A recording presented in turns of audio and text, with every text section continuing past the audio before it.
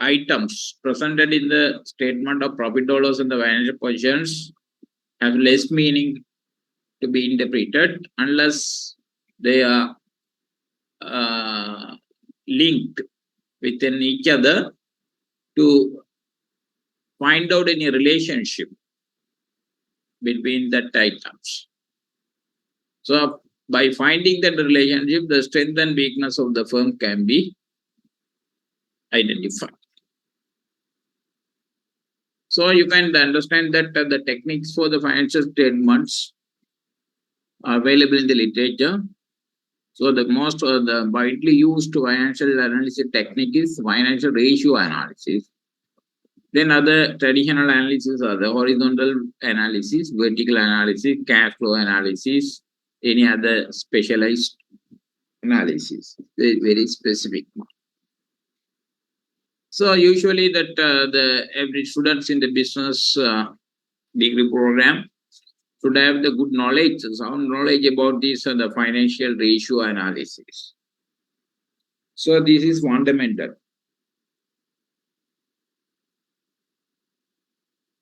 So even the managers obtain the education qualification from other disciplines should have the knowledge about this financial ratio analysis because it is in the day-to-day activities of these managers. This kind of knowledge is very useful for judging the decision taken by any decision-making body. So the manager itself, himself should have the knowledge. So no one or other person can interpret the financial ratios for that managers. Managers should have the confidence over the conclusions of the decision making, applying that knowledge in the financial ratios. Then the horizontal and vertical analysis are must used by this the analysis doing this very research or that the special financial analyst assigned to do any evaluations of this the industries or the past periods can undertake that kind of horizontal and vertical analysis. So in this course, the fundamental financial ratio analysis only introduced to you. So in the third year and the fourth year program, you will be given the other analysis. So analysis.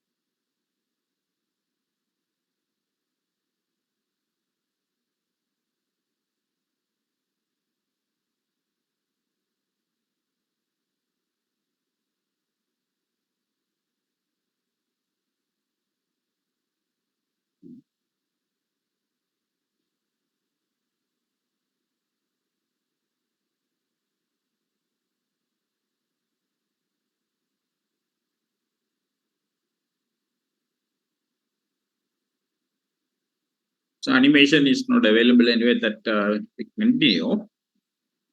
The financial ratio analysis is taken into the discussion.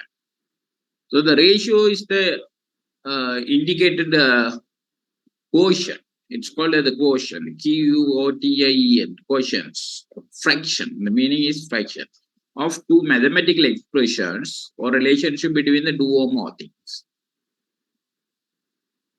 So it helps to summarize large quantities of financial data. You know that the accounting figures are very long presented in the financial statements, million, billions rupees. So it would be difficult for the readers this financial statement to understand these figures, and it's very difficult. So that's why it would be easy for the readers or the viewer if it is summarized to the fractions, quotients, simple terms. So that's why it helps to summarize financial ratio analysis. Then it helps to make a qualitative judgment about the firm's financial position. These are the benefit of the financial ratios. Then you must understand the ratio format. So the term the ratio is used here. Ratio should have these the two figures. It's like a fraction. The upper one is called the numerator. Numerator denoted by n. So the lower one is called the denominator. So you want to memorize the term, mean numerator and the denominator. So it should be presented at n is to d. Numerator first and the denominator is coming later. Then you can see that the ratio in percentage can be presented in percentage. At the time you want to multiply this numerator divided by denominator by 100. So it should be stated in the percentage. So these are the mistakes students are doing all the time in presenting these answers to the questions given. And anyway, that they lose marks about their presentation. So if the question is asked to present these are the gross profit margin in percentage, sometimes the students are not writing this correct answer in percentage, meaning that they are not smart over these learnings. They are just coming to the studies without any purpose. Then the ratio may be interpreted in times. So at the time, numerator over denominator would be the 2 1. There's no multiplier. And it should be interpreted in times. All the turnover ratios are presented in the times. Then the other format is there, the ratio in rupees. So numerator over denominator, it is in rupees. Say dividend per share, it is in the rupees. So without giving this, the interpreting terms, the answer. So definitely it cannot be taken as a good or a very right answer to the questions. So there will be no tolerance to accept your answer. So meaning that you don't understand the really that particular ratio. So this kind of learnings is very important. So you can't simply take this lesson to be undertaken over superficially by you. So you want to pay attention on these things. So here also only 60 students are attending out of the 390 students. I think they don't go to that as a third-year program. They want to drop their course very early. Then the type of ratios. Type of ratios classified based on the functions to be evaluated. So you can refer a lot of books for the classification of ratios in the different perspectives. But we have taken that the types of ratio to be classified on these functions of to be evaluated. So the functions to be evaluated are the profitability, efficiency, liquidity, leverage, and the growth. So based on that, all the ratios are given, that adjective, profitability ratio, activity ratio, liquidity ratio, leverage, and the growth ratios or market ratios. So profitability ratios are taken first because it's usually widely applied profitability ratios to indicate the overall efficiency performance of this firm. So these measures are overall performance and the effectiveness of the firm. Major categories you can identify from that profitability ratios. Profitability is measured in relation to sales first. Then the profitability in relation to investments. So ratio analysis, you know that making a relationship between the items. So first, the profitability is related with the sales, because sales are the primary elements of generating profit for the companies of a. So that should be evaluated. Then in the total investments. So based on that, the profitability ratio in relation to sales is taken first. So in the all literature, it is clearly indicated that the gross profit margin is a primary ratio. So these are the numerator and the denominator, gross profit for the year, sales for the year, net sales. So commonly we have defined that numerator as a sales into 100. That's the main thing. Normally it is presented in margin in the percentage. That's another related terms used in this gross profit margin is the gross profit markup. So there's a difference between the markup and the margin. So usually for the margin, the denominator would be sales. For the markup, the denominator would be cost of sales. That's the difference.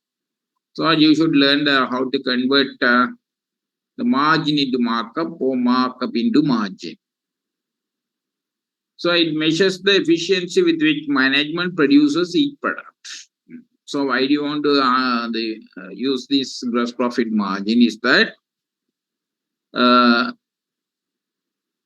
the measure the efficiency with which management produces each product. So the production efficiency will be evaluated based on this the unit cost of productions or total cost of production. If the total cost of production is less, it will have this gross margin, because the selling price between the market selling price, competitive price. So those firms who are producing the goods in the lower production cost will enjoy this at a higher gross profit margin. So which makes them to have a higher net profit margin also. So it could be profitable. All the success depends on this the reductions of this the production cost mainly, or cost of sales. So the higher ratio implies the firm is able to produce a relatively lower cost. So whenever you find that in comparisons or in the absolute term, you can judge that. So the gross profit margin is more than 20% or 33%, 50%. So these are the high enough margins available in the market for the company. But except some ratios, you can't make a standard against which you can compare that the actual results. Industrial average may be taken as the benchmark or standard ratios against which that the particular firm's margins can be compared. Industrial average. Otherwise, you can do the comparative judgment, comparing with the previous years, and the same firms operate in the same industries. Sure.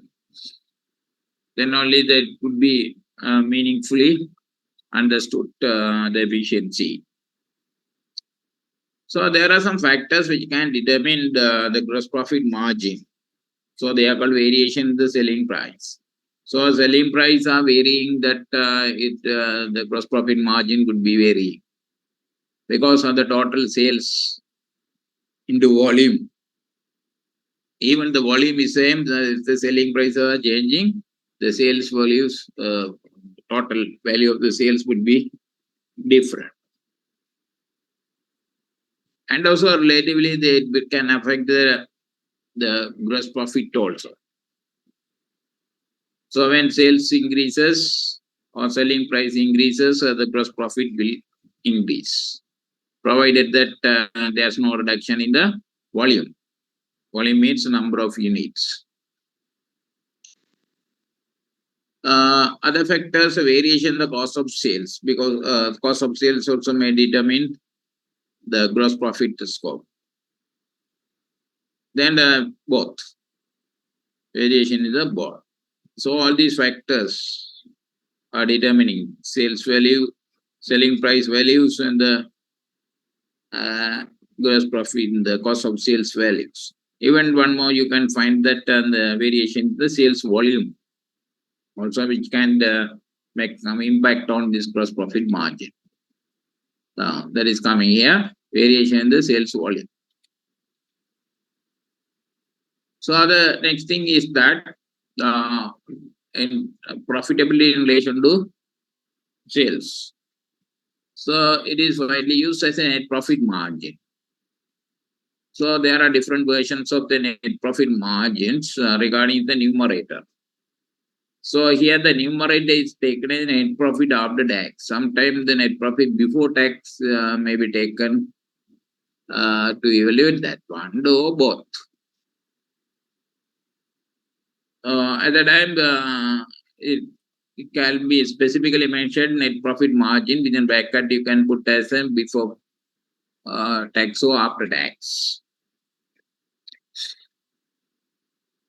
So there are a lot of the different definitions given by the scholars, the different books. So you want to judge that the net profit after tax would be the relevant measure in numerator to indicate that the profitability in relation to that sales after charging this the operating cost from the gross profit. So the operating cost should include the tax also.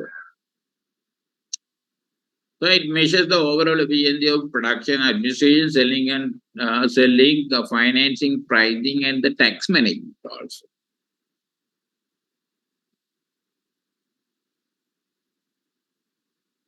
Overall efficiency. So as long as the firm has the higher, comparatively the higher net profit margin should be interpreted as the firm is achieving this the efficiency in doing all these things. Production, administration, selling, and even the tax management. So while it indicates the profitability, but also it can indicate that the efficiency to some extent. So comparatively, when the net profit margin is higher, so you can interpret that it's a good position. Profitability is good for the firm. The gross and net profit margin ratio provide a valuable understanding of the cost and the profit structure of the firm and enable the analyst to identify the sources of business efficiency and inefficiency. That is the conclusion.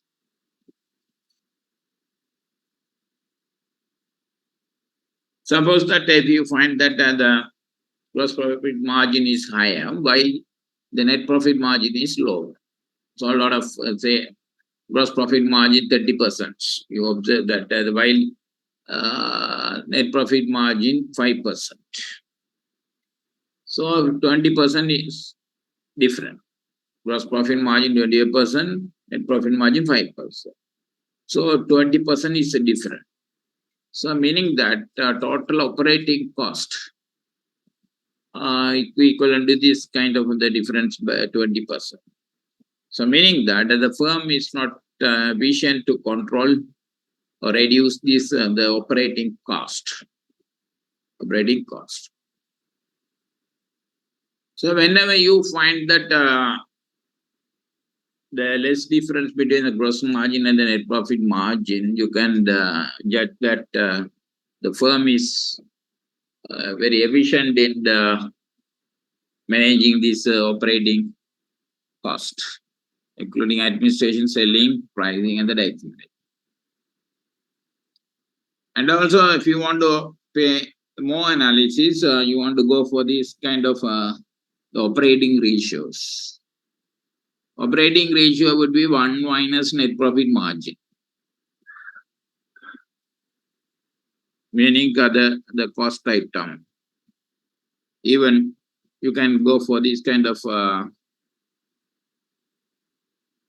evaluation of this and the identification of the cost control efficiency for each and every type of cost, whether administration or pricing or selling and distributions or tax, something like that. So you can extend further the operating ratios, operating cost ratios to identify those things. But in the advanced corporate finance, you can go for and doing some applications.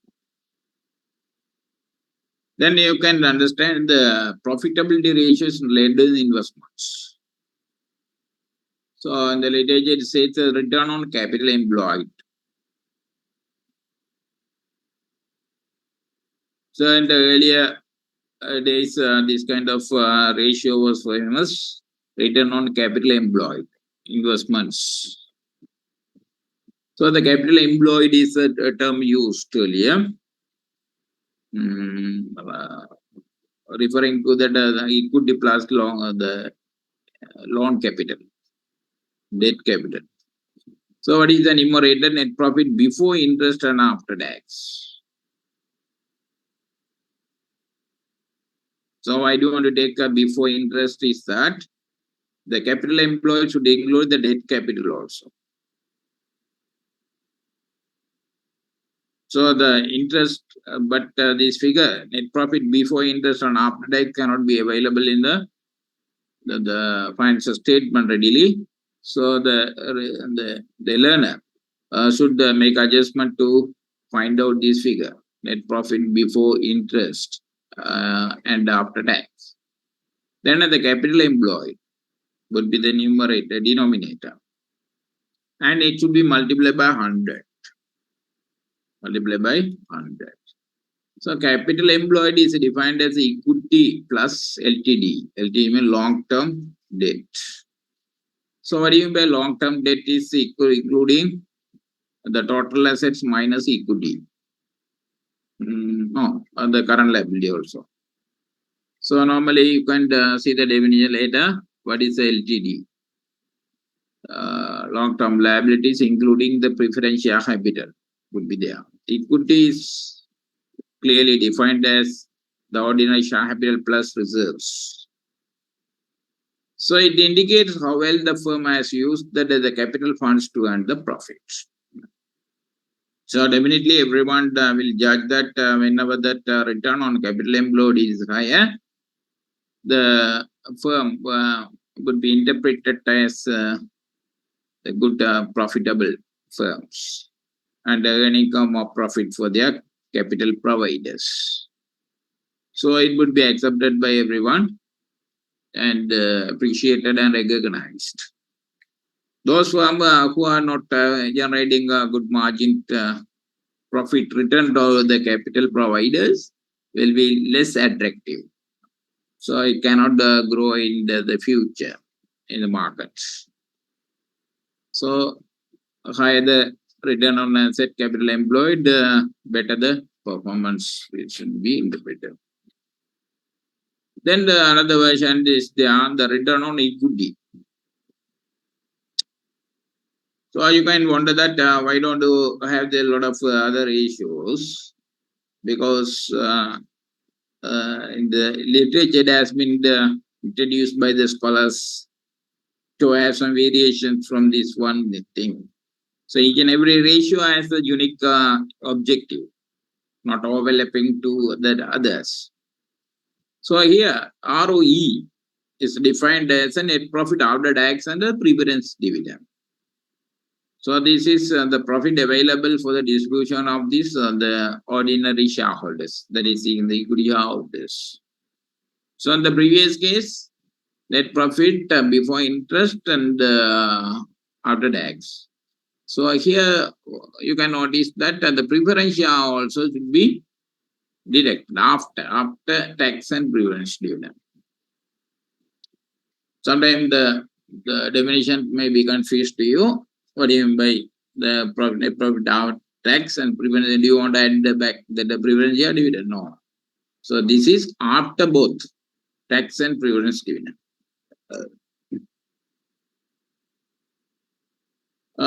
Denominator would be the equity into 100.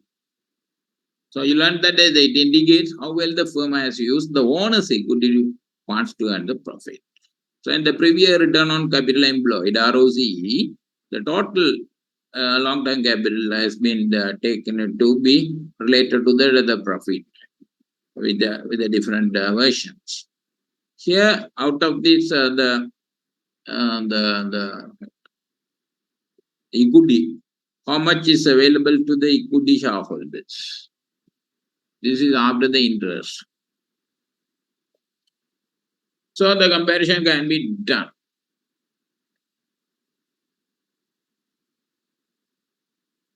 So the equity shareholders would be interested to learn about the return on equity.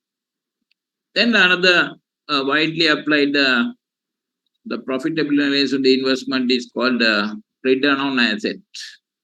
Return on assets. So in some time it should be called the return on investments. So anyway, that when you are reviewing the literature review, that different versions are given is regarding this the numerator and the denominator also.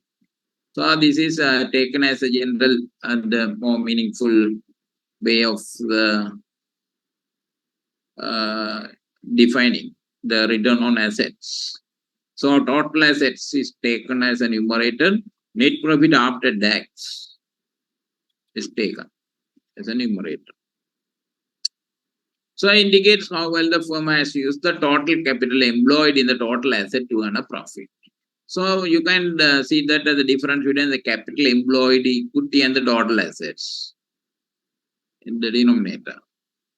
The capital employed include the equity plus loan capital, LT, long-term debt. In the ROE, you not that it is only equity. But here the total asset is taken. What do you mean by total asset? Represent total liabilities. The liability side, you can imagine that the equity, long-term debt, and the current liabilities also there. So here all things are collectively called the total capital. Total capital employed.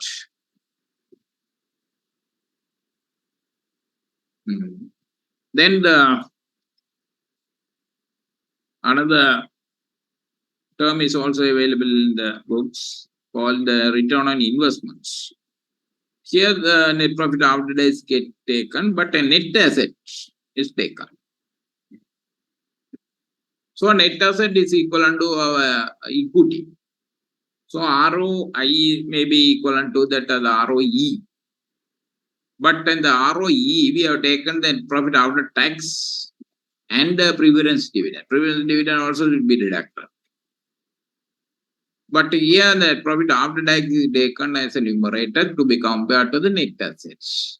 Total assets minus the external liabilities. Total external liabilities should be deducted, which will be equivalent to the equity value. Indicates how well the firm has used that the total investment in net asset to earn the profits.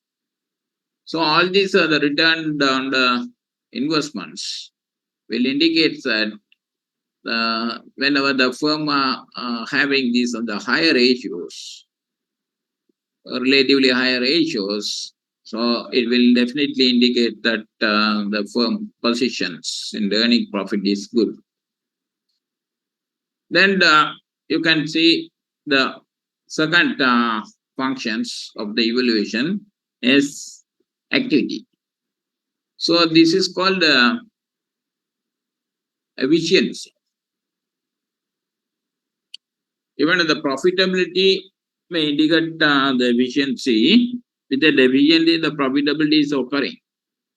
But there are some other efficiencies in the other operating activities. So those are captured as the indicator of this the performance. So these are collectively called in activity ratios or turnover ratios. Activity ratios or turnover ratios. Used to evaluate the efficiency with which the firm manages and utilizes its assets.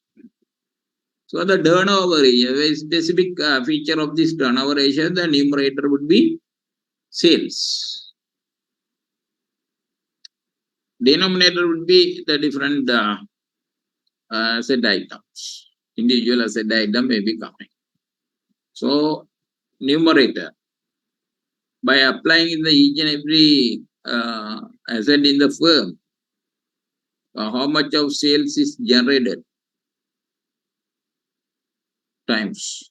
So that indicates the efficiency. So except one or two cases, stock turnover. Stock turnover and the inventory turnover, which can take the numerator as a cost of sales. In the absence of cost of sales, only the sales may be taken. So average stock or closing stock would be the denominator. So likewise, you can observe that 10 list of 6 is activity ratios. Even you can find more in the or generate more in this group activity ratio. So stock or inventory turnover are the common the terms used interchangeably in the literature. Both are same stock. Days of inventory holding, the debtor turnover, debtor collection period, creditor turnover, creditor payment period, total asset turnover, fixed asset turnover, current asset turnover, net asset turnover, something like that.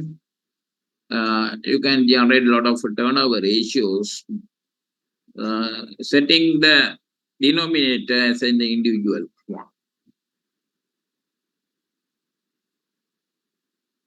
If you want, even you can apply that in the individual asset to create a turnover ratio. Say the non-current asset turnover. The first one is property, plant and equipment. So you can do the property, plant and equipment turnover ratios. So setting the sales as the numerator and the property, plant and equipment as a denominator. You can create the such ratio. So this is the common classification coming under the activity ratio. So what do you mean by the turnover ratio? The stock turnover ratio or inventory turnover ratio.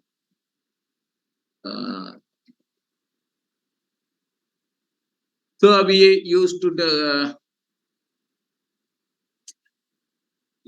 to pronounce the stocks in hand, stock in trade as a stock. So in the even the firm is in the manufacturing sector producing these the products. So they may be called as inventories. Inventories, the material, inventories, work in progress, and the finished goods all will be coming. For the trading firms, the finished goods would be termed as the stocks in trade as at the end of the year. Then it become as the opening stock in the following financial year. So cost of sales is a numerator. So you can ask a question, so why don't you use sales rather than the cost of sales?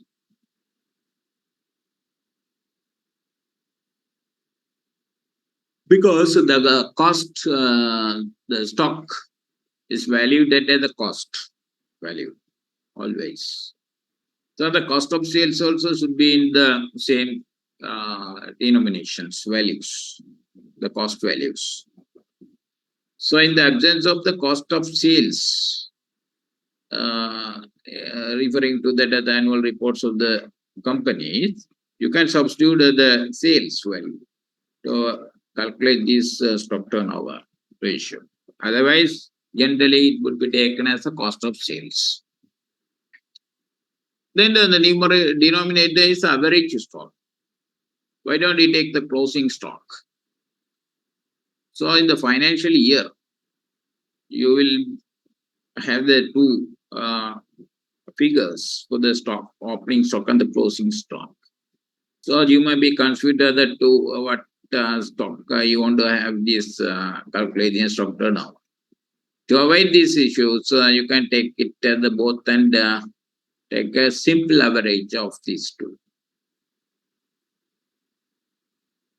That is a justification given. At the same time, you can have another justification that the cost of sales is already in the average term throughout the year. It is arising throughout the year. The sales, the average stock also should be in the same sense. It would be average. Averagely, every month the stock is there. On the operating cycle, stock would be maintained like this. If the two figures are same, opening and the closing are same, no need to go for this averaging. So it is simple average, opening plus closing divided by 2. So what is the interpretation? It indicates the efficiency of the firm in producing and selling its product and how rapidly the inventory is turning into receivables. Indicates the efficiency of the firm in producing and selling its product and how rapidly the inventory is turning into receivable through sales. That's the meaning of stock turnover. So usually the firm will purchase a trading firm. Assuming the trading firm will purchase stocks for trading purpose. And after purchasing, it will start selling that to the customers. Then the goods are sold to the customers. The stock level will be reducing.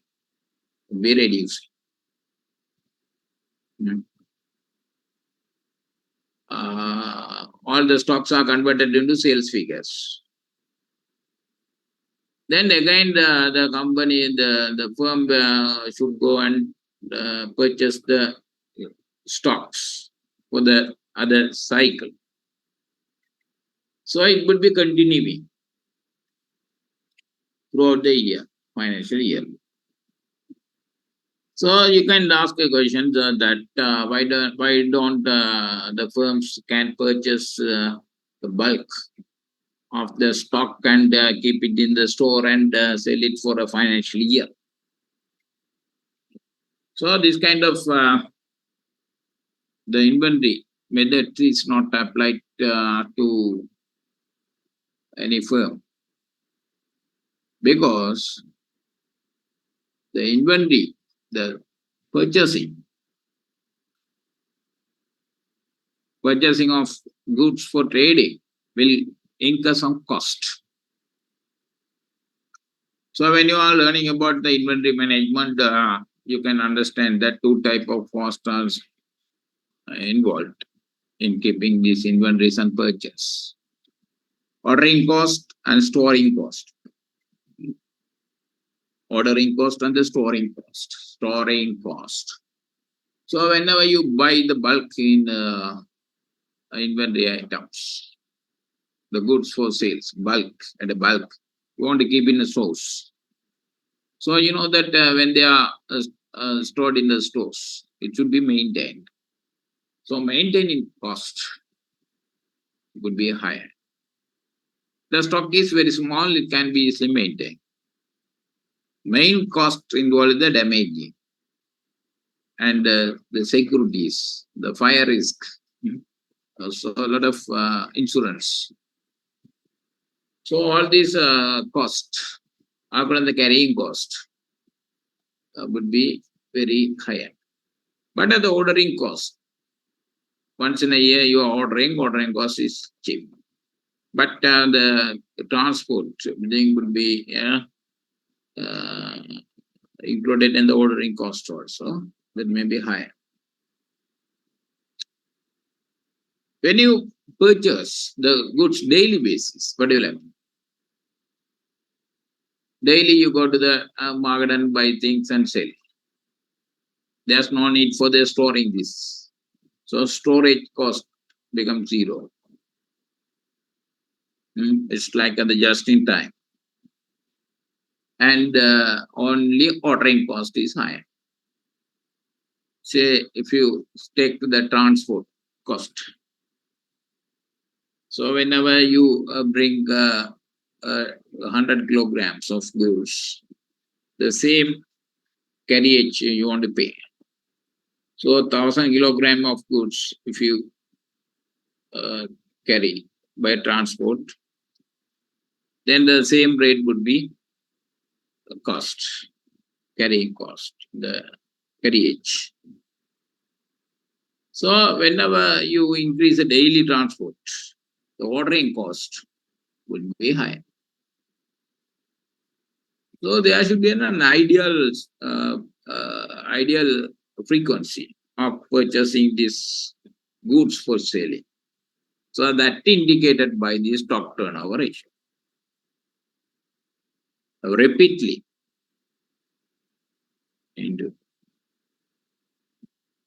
So usually when the sales are made, the stock would be finished, exhausted. Then the firm will start purchasing it.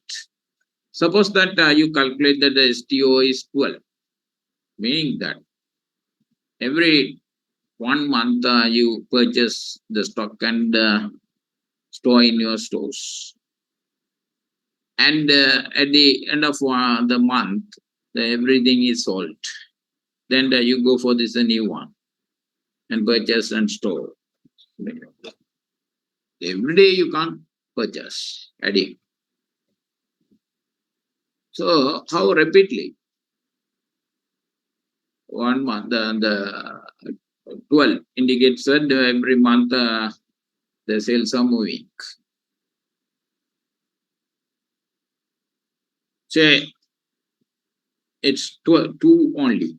The stock turnover is only 2 indicates, meaning that only 6 month intervals you are doing the business. You are purchasing the material for 6 months and keeping in the stores, and all the stocks are exposed, turned into sales after 6 months. Then you pay that storing cost very high, and also you can assume that the sales are slow. Sales are made slow.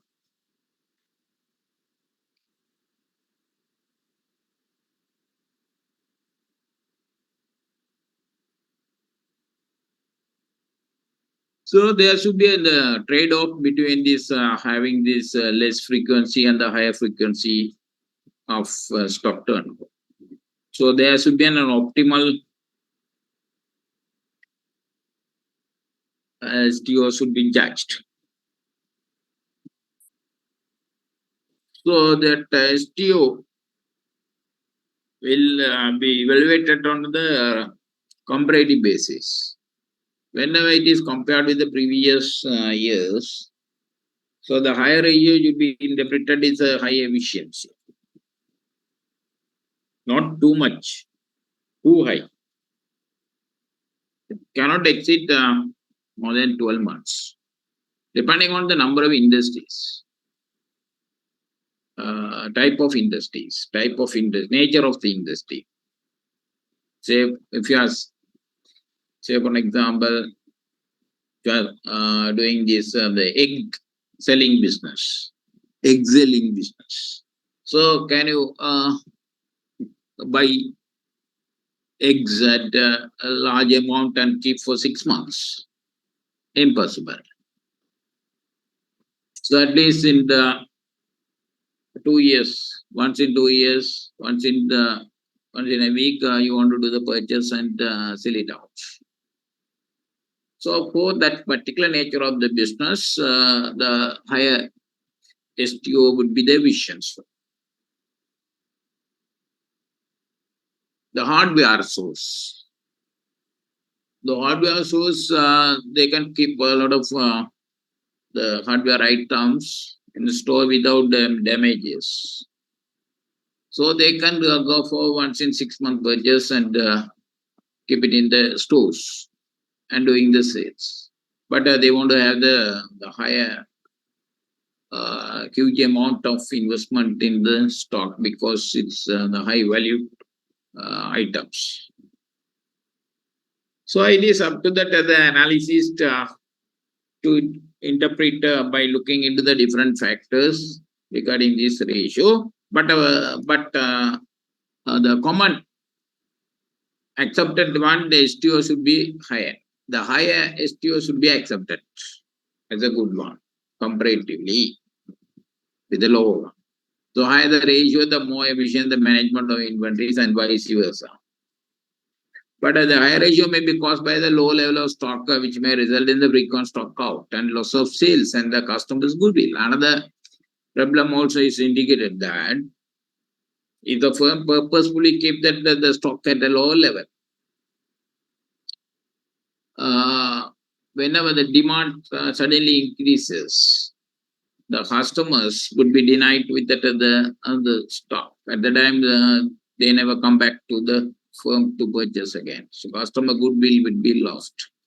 Then future loss. So the firm should have the policy to keep the enough stock level, and the stock to meet the seasonal variations of the demand without going for a stock outs. So all these are called the inventory management. So in the cost accounting sections, these inventory managements are being taught to you. That's all about that. But we want to understand here the learning outcome of this learning this stock turnover is to how to do the interpretation of this efficiency of turnover, stock turnover, because the stock will consume a lot of money out of the opening the current assets. If the firm is dumped money in the current assets with the in terms of stock, so definitely the profitability would be affected.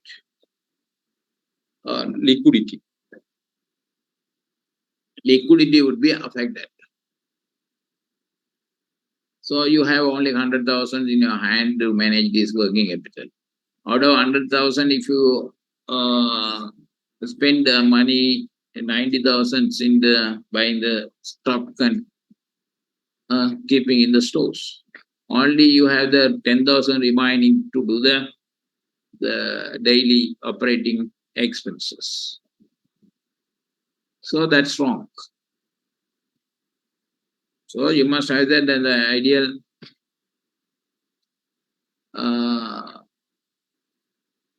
level of these stocks in the hand without affecting that as a business in the either way.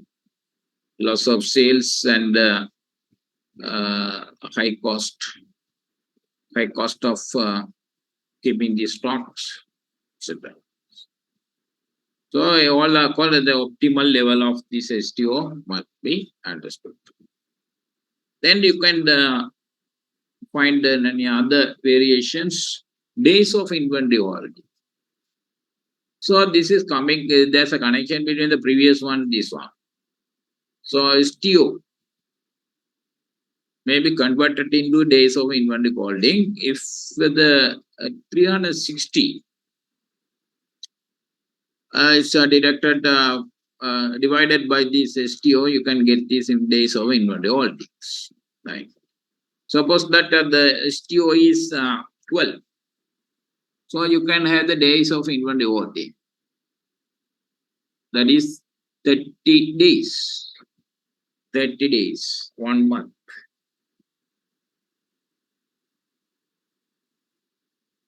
So these kind of days of inventory holding is presented here to understand about this the stock management, inventory management efficiency easily.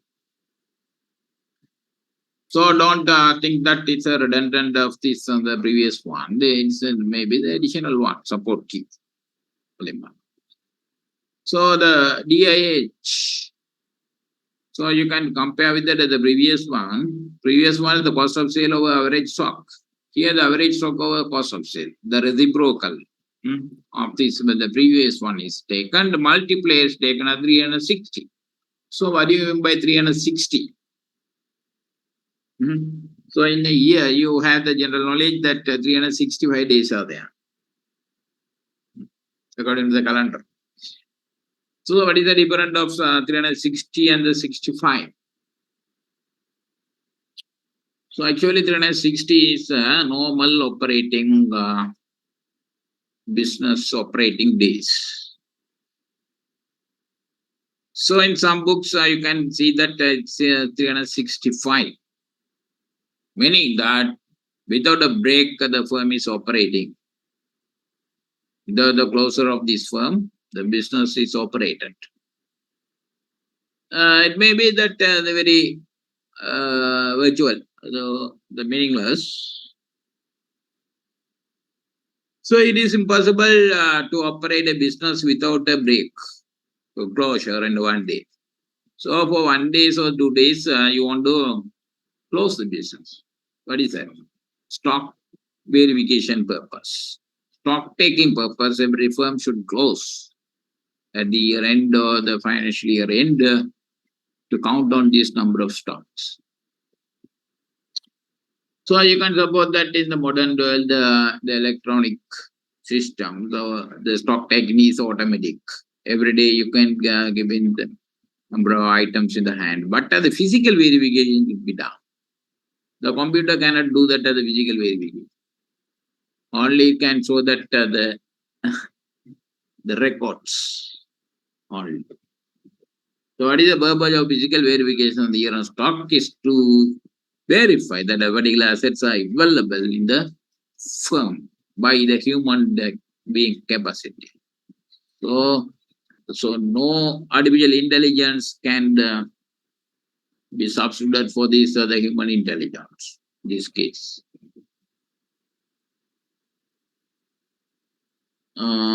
So that's why that the particular test we are referring, giving the clue that to keep it in the definition 360, 5 days will take out.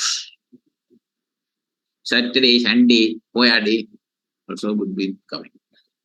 So it indicates the average inventory holding in these days. So alternatively, you can have the shortcut method. If you can calculate that as STO, you can just divide 360 by STO, then you can get that the DH easily.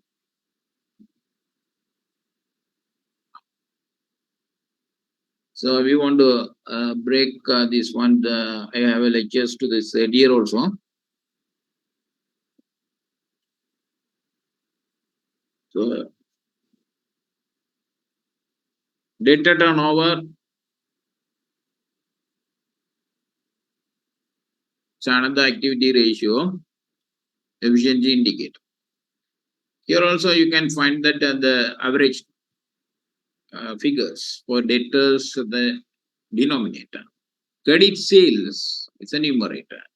Rather than these sales, credit sales are taken because it's more relevant later to the debtor. Here also same concept applied here. To what extent the debtors are being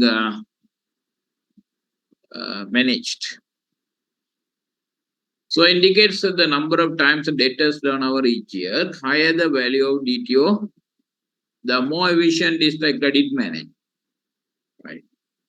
Here it is taken as the indicator of credit management. Higher. So what is how can you understand this problem in the firm? So you know that the credit sales are common in the business firms. Credit sales. To promote sales, the firms are using it as the strategy on giving selling the goods on credit with the assurance that it would be collected from them after some intervals time, not long time, shorter time. But there's no guarantee that no legal protections against this kind of the credit sales granted by these firms to customers. It is based on trust.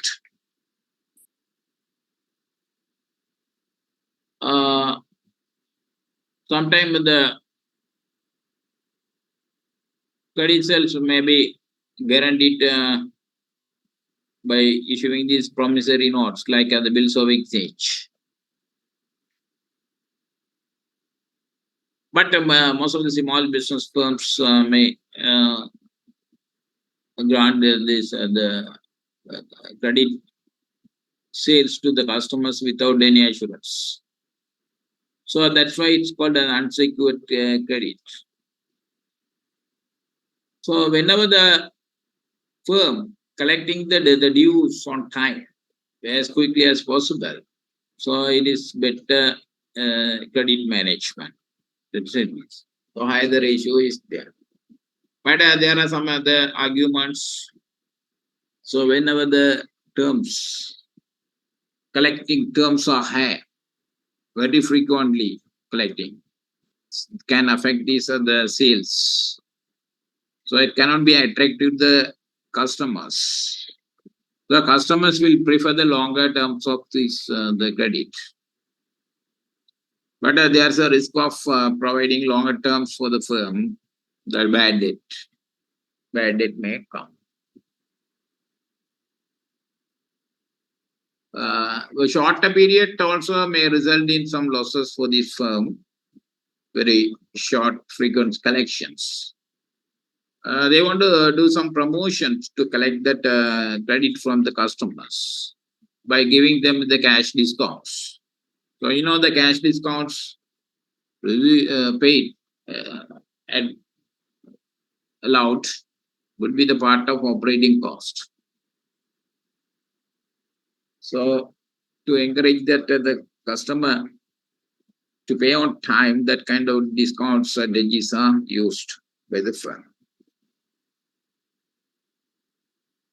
Then the credit data collection period, it's other versions of this the data turnover, the additional one. So the reciprocal of the previous one, average debtor over credit sales is taken against it's multiplied by 60 days to interpret that the turnover in the days, how many days is taking to collect that the dues from the customers after sales. So it's measured the average number of days for which the debtor remain outstanding. The shorter the DCP, the better the quality of the debtors. That is the interpretation, comparative terms. So absolute standards are not available to this kind of ratios. So we can continue this lesson with the next schedules, with the 2 hours the next week. We keep it with you.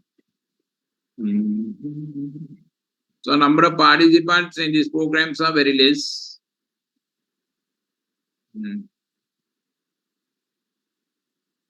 Student rep, you encourage the other participant to join the lectures. Otherwise, they can miss it. Unable to face the examination.